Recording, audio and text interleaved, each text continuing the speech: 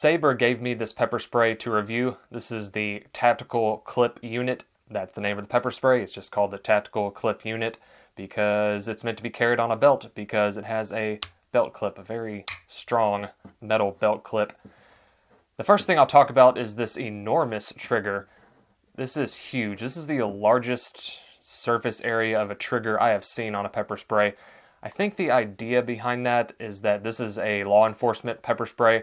Although you can buy it, you can get this on Amazon. And law enforcement people often wear gloves. So what I'll do now is put on my O.J. Simpson leather glove. If it doesn't fit, you have to equip me. And I'll put my thumb on here. As you can see, there's plenty of room for this very thick leather glove and my thumb to push this trigger. So that's cool. I'll take this off. I'll talk about the clip after I roll in the footage of me testing this, which I'll do right now.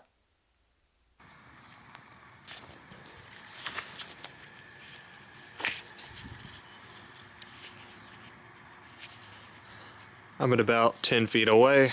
Let's see how this goes. I'll step back to about 20 feet. It got there.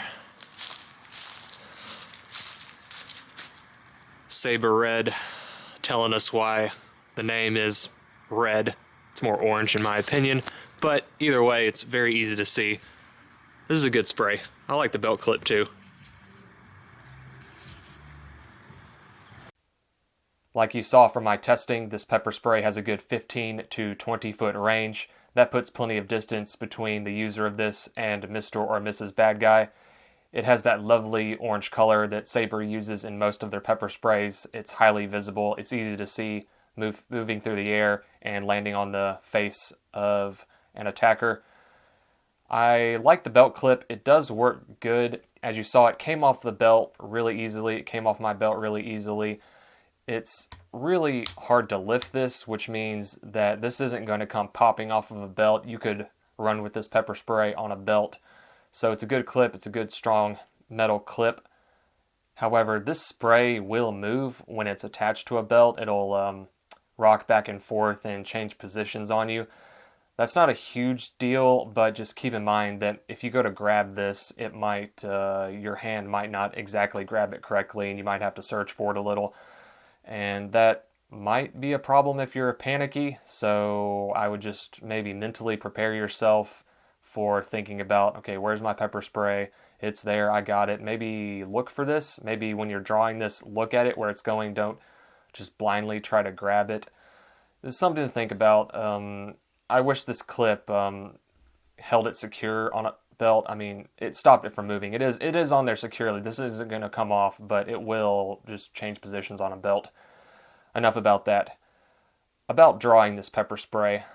You have two options for drawing this pepper spray. And what I mean by options is that what are you going to do with your thumb when you're drawing this? You could draw this and have your thumb pre-positioned as you draw, and so when it's up, you're ready to go.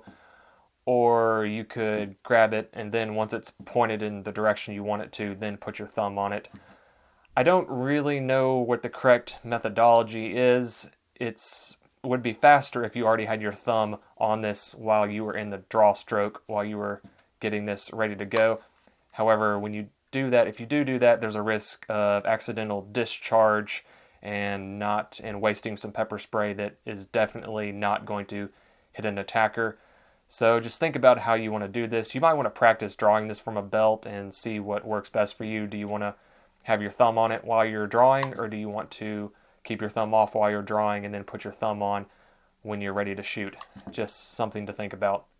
This pepper spray's canister will come out of here. The trigger can be removed, and then this is removed, and then the canister will come out. I'll actually do that right now. The instructions don't say to use a screwdriver to do this, but it makes it a lot easier. I was actually not able to do this without the use of a tool.